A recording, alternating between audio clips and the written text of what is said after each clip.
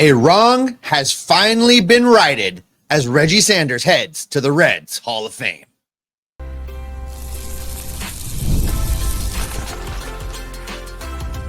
You are Locked On Reds, your daily Cincinnati Reds podcast, part of the Locked On Podcast Network, your team every day. Welcome into the Locked On Reds podcast. Locked On Reds is part of the Locked On Podcast Network, now the #1 sports podcast network, and we are your team, your Cincinnati Reds, every single day. Hello, my name is Jeff. His name is Steve, and we are lifelong Cincinnati Reds fans. We've been podcasting about this team for a combined 14 seasons, and we bring you takes and analysis that you're not going to get about the Cincinnati Reds anywhere else. On today's episode, we're focused on the Hall of Fame because the Reds Hall of Fame class for 2026, Team Hall of Fame class for 2026, is finalized, and it's a good class. We'll start first, of course, with the man who has deserved to be in the Hall of Fame for the Reds for a long time, and Reggie Sanders. We'll look at why this class is so good with the inclusion of Brandon Phillips, Harang, and Lou Piniella.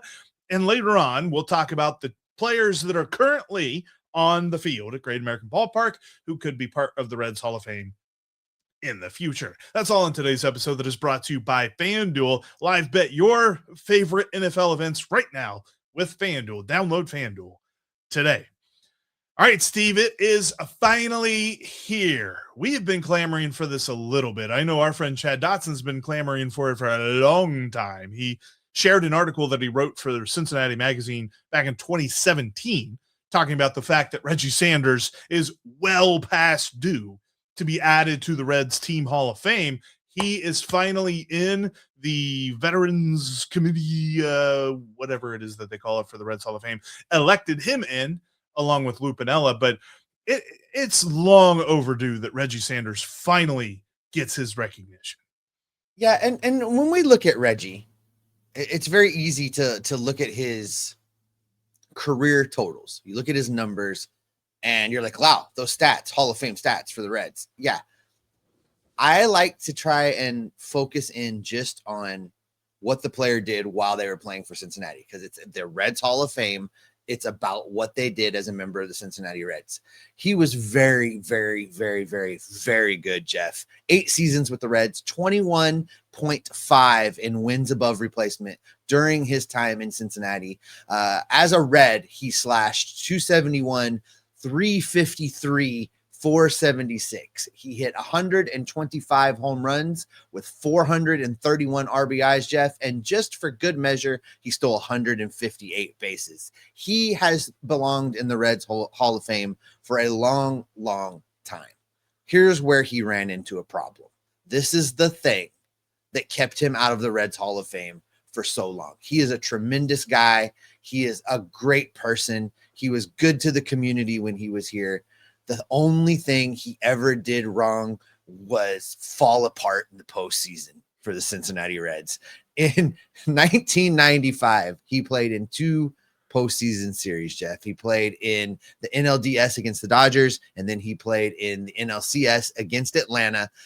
The Reds got swept by Atlanta in the NLCS that year. During those 2 series, Jeff, Reggie Sanders couldn't hit the broadside of a barn. Against the Dodgers, he slashed 154, 214, 462. And for good measure, he did even worse in the NLCS against the Braves, going a stunning, Jeff, 125, 222, 125. That was Reggie Sanders' postseason life as a member of the Cincinnati Reds, and people did not forgive him for that because he was really the spark plug of that 1995 team, and he just didn't show up in the postseason, and it happens. But that should not have impacted his standing in Reds country for as long as it has. It's really a shame that it's taken this long, because I really feel like if the Reds and the Hall of Fame, and if Reggie had been embraced a long time ago, he would probably be an ambassador for this team right now, for a team that's ambassadors are all getting very, very old and aging. Reggie Sanders would be a great ambassador for the Cincinnati Reds. He deserves to be on that list. And it's funny because you're making the point, and the point is well received. It's well shared. I'm sure there's probably a couple of folks that are thinking the same thing about, boy, that postseason that postseason performance is just abysmal. But the reason that I was snickering a little bit as you were talking about it, it's like, yes, because we put so much weight on how guys play in the playoffs around here. I mean, that's obviously a huge deal. As far as how Reds play in the postseason, that's how we determine our grades around here, because yeah, that happens so often. But no, like I think it's hilarious that it's taken this long, because we're talking about a dude that had an amazing year. And honestly, if you kind of compare it apples to apples with Barry Larkin, who did win the MVP in 1995, Reggie Sanders actually had more WAR than Barry Larkin had in 1995. So, oh, you're about to make some people mad, buddy. a little argument there that Reggie Sanders actually had a better, although it's ironic because when you look at the voting, Barry Larkin was first and got 72% of the first place votes. Reggie Sanders didn't even get a first place vote. He was sixth in voting that year. Dante Bichette was number 2, soon to be read a couple of years after this. And Greg Maddux was number 3. In fact, Greg Maddux might have had a better argument than anybody that year for MVP, but he only got 7 first place votes as opposed to Barry Larkin getting 11 first place votes. But yeah, he was so good in 95, but even as a Red, like as a whole, I think you are spot on with the fact that Reggie Sanders should be considered an ambassador for this team. I mean, he played 8 years as a Red, and while he remains one of the better immaculate grid guesses that you can put into the system, because he's played for a lot of teams in his career, his best years were as a Red. In those 8 seasons, 21.5 WAR, at least according to Baseball Reference. And when I have done some like looking and digging as to the differences of WAR, Fangraphs is a little bit more predictive and Baseball Reference is a little bit more historical. So when you're looking back, Baseball Reference is the way to go. 21.5. It's a pretty nice little 8-season stretch for him. And a guy that I really feel like deserved this a decade at least ago. For sure. And then just looking at the bigger picture, we get out of the Reg years of it all. You know, Reggie went on to play 9 more seasons. He a total 17-year career, 311 home runs, Jeff, as well as I believe he's 300 club, isn't he? 304 stolen bases. So 300. 305 home runs, 304 stolen bases. So 300. What a guy. What a tremendous talent. Now, Reggie's not the only guy heading into the Cincinnati Reds Hall of Fame class. And before we get into the next segment, we're going to talk about everybody today. But the manager, the last manager to guide the Cincinnati Reds to a World Series championship. Lucky for me, I remember I was in middle school in 1990. I remember the Reds going wire to wire. I remember them sweeping the Oakland A's in the World Series. There's a lot of Reds fans out there, you included, I think, Jeff, that don't really have that. So at least I have experienced a World Series win. And of course, that was led by sweet Lou Piniella, one of my favorite managers of all time. I will never forget him chucking first base out into right field when he got ticked off. You know, he managed to take a scrappy gang of nobodies and take them all the way to the World Series and do it in a fashion where it just stunned everybody. And they were an underdog every single day, all along the way through the World Series. And they went out into the World Series and they punched Oakland in the mouth. And it was so good, Jeff. An interesting narrative, as you know, hey, good bullpen pitching, good pitching in general can really take you a long way, which is what the Reds keep telling us. But yeah, no, you were in middle school whenever that happened. I was in the middle of a playpen somewhere, in the middle of a crib somewhere. So I was not quite cognizant of what was going on the diamond, albeit I'm sure my dad had it on the radio at the very least, probably on television a couple of times too, because he's the biggest reason why I am happily a Reds fan. But yes, Lou Piniella absolutely deserves it. Last World Series winner for the Reds. And I was happy to see this because I felt like, so those two guys both were put in by the Veterans Era Committee, which I think is made up more so of Hall of Fame people and former players and things like that. The next two guys that we're going to talk about were voted in by the fans, and they were the two guys that you and I both picked. We thought this was going to be the easier two of the group of guys who were eligible, and that is Brandon Phillips and Aaron Harang, because they both well deserve this. No matter what sporting event you're watching, live betting it makes it so much more fun. And the best place to live bet any sporting event is through FanDuel, especially as we go through the stretch run here of the NFL season. Yeah, I know the Bengals have been eliminated, but they're still going to play a few games, and there'll probably be some values in there if you bet that live as they face their final couple of games of the regular season. Plus, you've got playoffs coming up, so many different great matchups, and, we get into Christmas Day and all that other stuff. FanDuel is the place to go with all of that. The NBA is also one of my favorite things. If I'm watching a random NBA game, jumping into the live prop bets and things like that, and I do it all over on FanDuel. You got to check out FanDuel today with all of their live betting action on any sporting event out there. Download the FanDuel app and get in on all of the fun. FanDuel makes every sporting event that much better.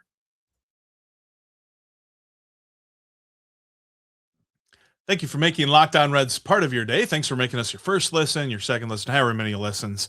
We thank you so much for joining us. You already make us your team every single day. Why not take it up a notch? Join the Locked On Reds Everydayers Club. Go to lockedonreds.supercast.com and get ad-free episodes on an audio feed. You also get access to an exclusive Discord where you get to join other Locked On team listeners and hosts and things like that. Got to check out the Locked On Reds Everydayer Club today. It's $5 a month or $50 if you pay for the year in advance. Pay for 12 months, get 10. That's all at lockedonreds.supercast.com. That link is also in the description of today's episode, so you can just go down and click on that, and it'll take you right there. So joining Reggie Sanders and Lou Piniella, Steve, are the two guys that we picked as far as the fan vote goes. Brandon Phillips and Aaron Harang both had awesome Reds careers and deserve this appointment. And I'm really excited that we're going to be able to celebrate both of their careers alongside of Reggie Sanders and Lou Piniella this coming summer. Yeah, I'm excited for Brandon Phillips. I really, really am. We'll harken back to his Twitter handle there at that dude BP, right? You look at Brandon Phillips came to Cincinnati, and it wasn't a big deal when he came over to the Reds, Jeff. If you remember, he spent 4 years in Cleveland before coming to Cincinnati. In those 4 years in Cleveland, a negative 0.5 in WAR, a slash line of 206, 246, 310. In those 4 years in Cleveland, Jeff, he hit 6 home runs. The Reds trade for him. They bring him over to Cincinnati, and for whatever reason, everything clicked for Brandon Phillips. He would go on to play for the Reds for 11 years, 28.6 in WAR, a slash line of 279, 325, 429, and he hit 191 home runs for the Cincinnati Reds with 851 RBIs. And for good measure, he stole 194 bases during his time in Cincinnati. And never mind any of that, the defensive highlight reel that Brandon Phillips put together, the behind the backs, the over the shoulders, the between the legs, where everybody else on the infield knew they had to be ready because Brandon Phillips was going to do something special if he got to that ball.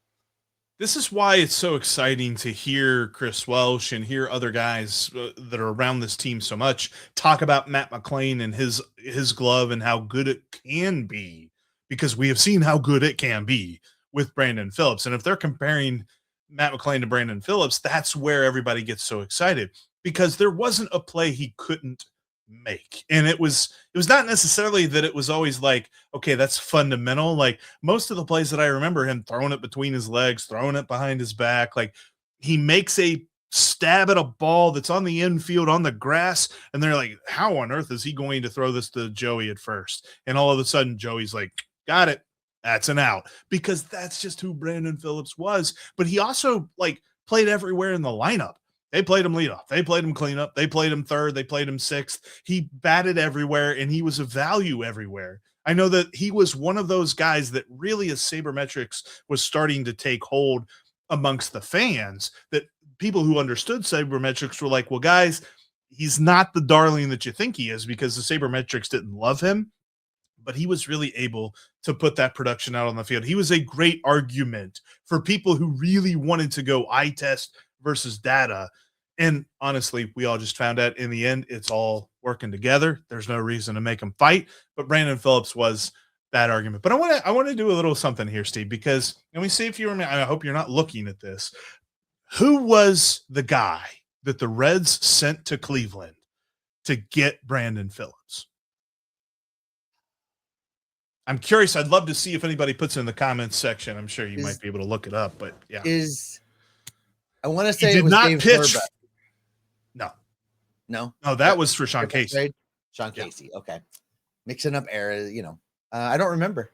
It's been that long. You shouldn't. In fact, Cleveland fans probably won't remember this guy either because he never played in the major leagues for him. Guy named Jeff Stevens.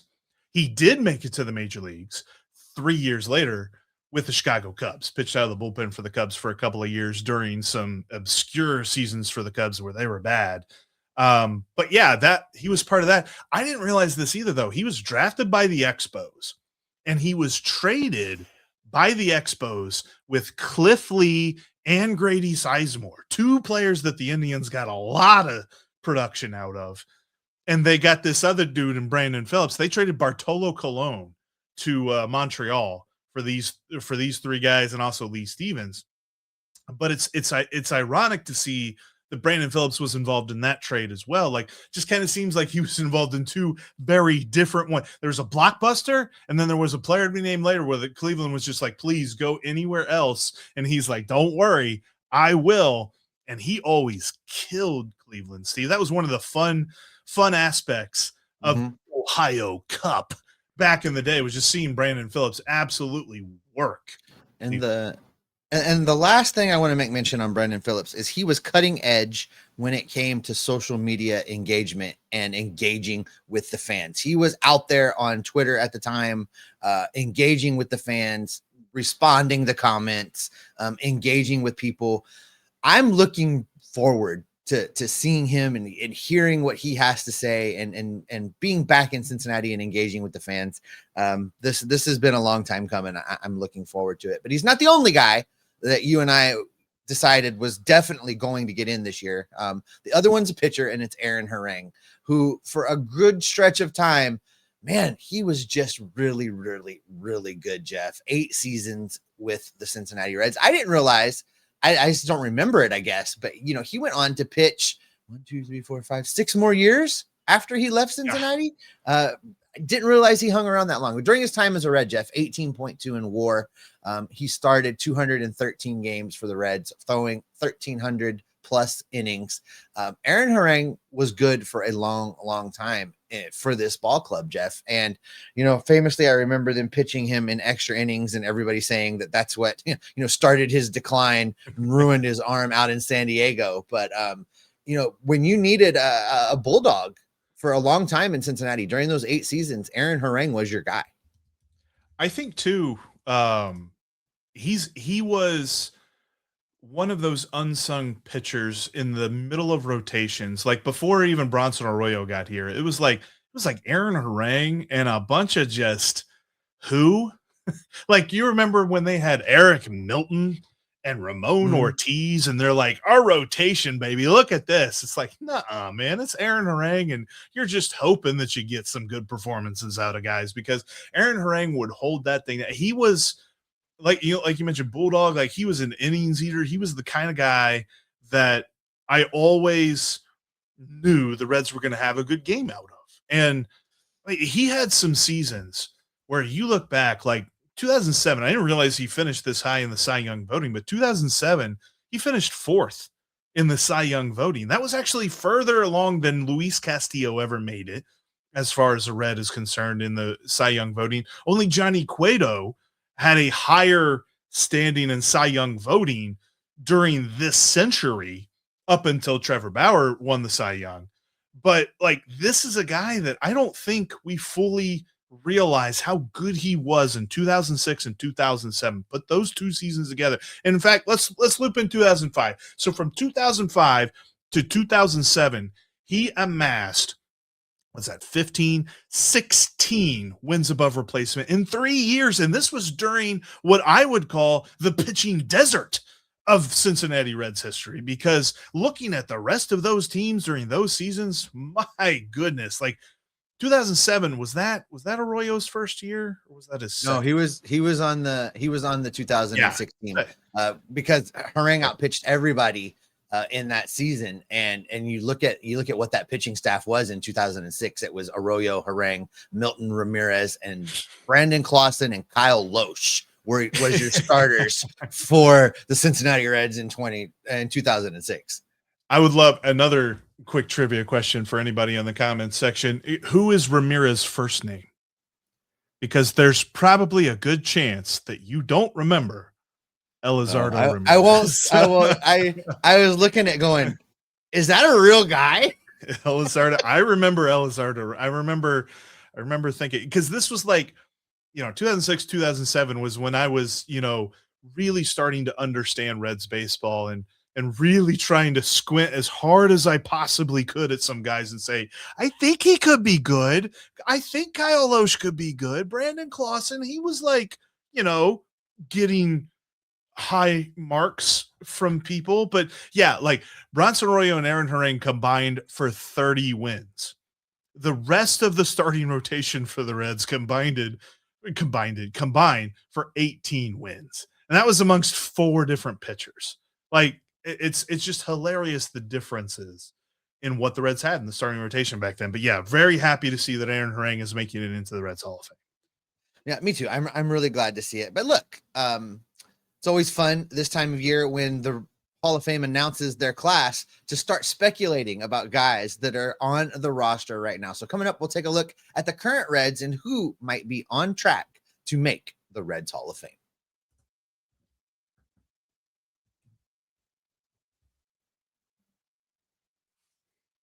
If you can't watch us here on YouTube, guess what? You can take us on the road with you. We are on every single audio podcasting platform that there is. If you find one we're not on and you need us to be on it, message Jeff. I'm pretty sure he can make it happen for you. Just click that subscribe button over there, just like you have here on YouTube, so you don't miss any of the great content we've got coming your way.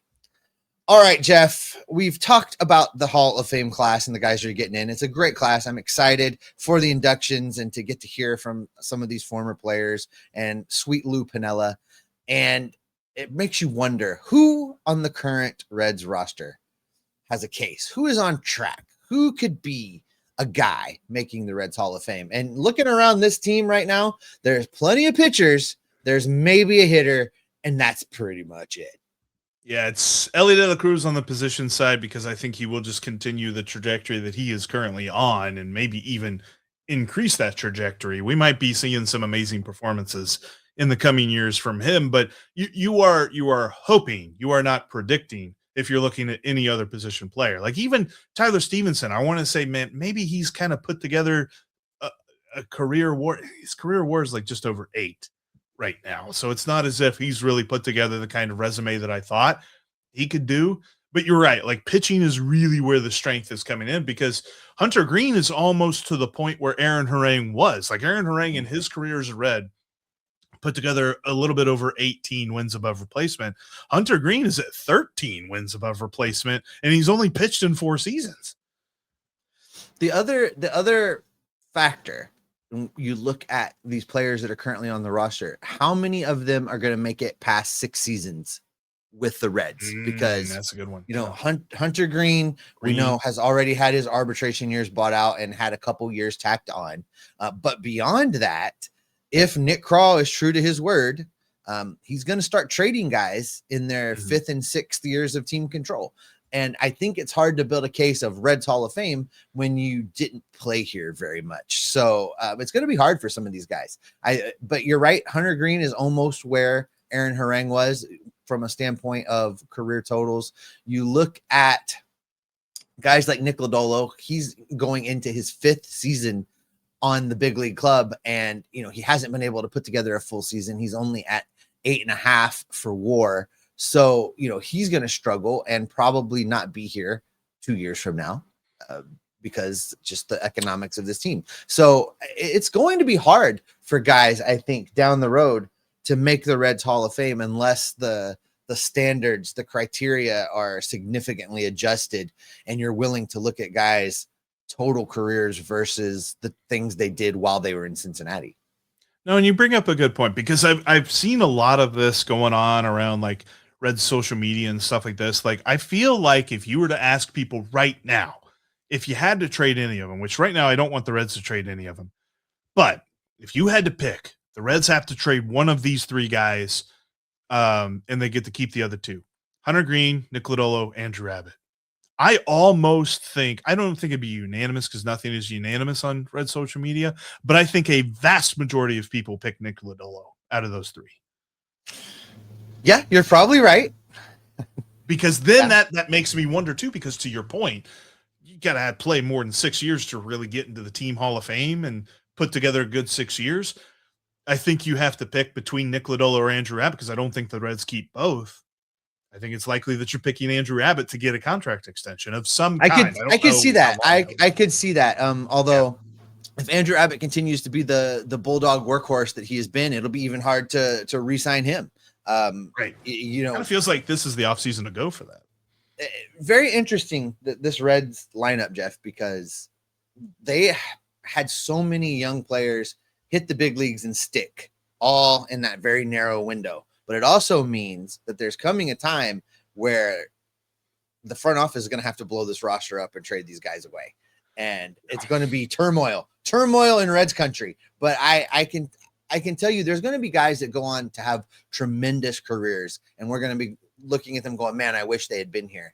But then when it comes time to vote for Reds Hall of Fame, their time in Cincinnati is just not going to quite get it done for them. Although you would look at them from a career standpoint and be like, oh, that's a slam dunk. So, you know, the classes may get smaller, and there just may be years where the Hall of Fame doesn't have anybody down the road in the future because nobody meets the criteria. And that just kind of points to the overarching concern with all of this. And this is why we continue to kind of beat the table a little bit, stand on a table, whatever you want to say, and beg for the Reds to take things more seriously and have more urgency of creating a contending team right now, because there's like a whole generation of Reds fans that just can't take this team seriously now because of how they have been. And there's going to be coming a period of time where you are going to be letting in some fringe players to the Hall of Fame, or otherwise you're just going to have a bare year of people who aren't making the team Hall of Fame, because you're getting into this full desert where there's guys that had fun periods of time, or they had this nice little stretch run or something like that, but they didn't really put together anything that excites you and says this is team Hall of Fame worthy.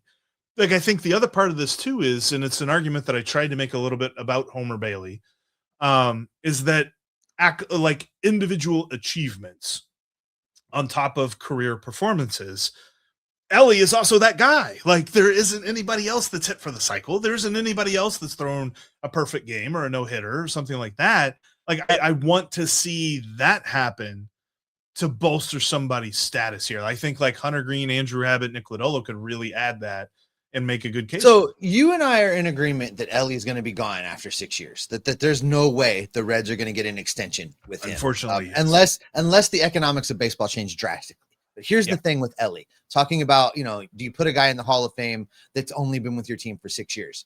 Elly's on track for his 6 years to go over 20 in WAR during his time in Cincinnati in 6 years. That, I think, gets him into the team Hall of Fame. Never mind the individual achievements, right? If you look at his totality of work in Cincinnati over those 6 seasons, you're going to be right at about 20 WAR. I think that gets him in. Let me ask you this too, and this might be something that we expound on in like a future show or something like this. There's a player out there who's currently active. He's not a Red at the moment. He did spend 6 years with the team. He amassed double-digit WAR in those 6 years, but he was a relief pitcher. Is Aroldis Chapman a future Reds Hall of Famer? Oh, buddy, I don't. Is he? I'd vote for him. I would. Would you? I would. Let's just take a quick look at this, Jeff Carr, because I don't know. 6 years. How many saves in the 6 years? 146. 146 saves. No, I don't think so. That's That's the thing that gets me. Like, I'm trying to think of like some other guys who there's not really anybody else who's kind of floating around. Well, Johnny Cueto will make it. Luis Castillo, or is Luis Castillo? That's a good question too, because like Reds career wise, he wasn't here for very long. 6 years, 17.8. Yeah, I think he makes it. So he's another one where you could say, okay, you take his 6-year total, 17.8 in WAR. There's an argument. There's an argument for him. He started 137 games during that time period. For his career in Cincinnati, he struck out 9.8. Walk rate was a little bit higher than I like it at 3.3. He's been much better with the walks since going to Seattle for sure. But also Seattle had the benefit of getting a refined pitcher versus, the young guy trying to figure it out. But I would vote for Luis Castillo. I wouldn't vote for Aroldis Chapman.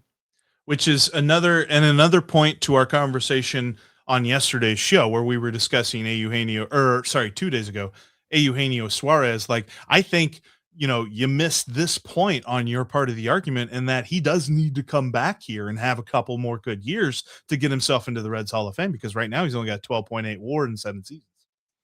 Oh boy, because that's what we're making the decisions based on. Got to get him in the Reds Hall of Fame, and we're done. That's going to do it for this edition of Locked On Reds. Thanks as always, folks, for making us your first listen. That's it. Thanks for making us your first listen each and every day. We appreciate you so much. Thanks for helping Locked On be the #1 sports podcasting network in all the land. For the video, folks, we're going to send you over to Locked On's first ever national 24/7 YouTube channel. For the audio, folks, go make Sully your second listen over at Locked On MLB. For Jeff and I, we'll be on the prowl looking for the news, the notes, the rumors, the reports, the information. Hopefully, we have more things to talk about. Jeff did a little bonus episode there for the Ferguson signing. If you missed that, go check it out in the feed. If there's any more news and notes, we will bring that along to keep you locked on Reds every single day. Were you about to say that Craig Ferguson got signed by the Reds? Like, the Reds got a Scottish guy? You know me and names, buddy. You got the last name right. What else do you want from me? Tito's going to Scotland out of the bullpen. Here comes Craig Ferguson. Shut up.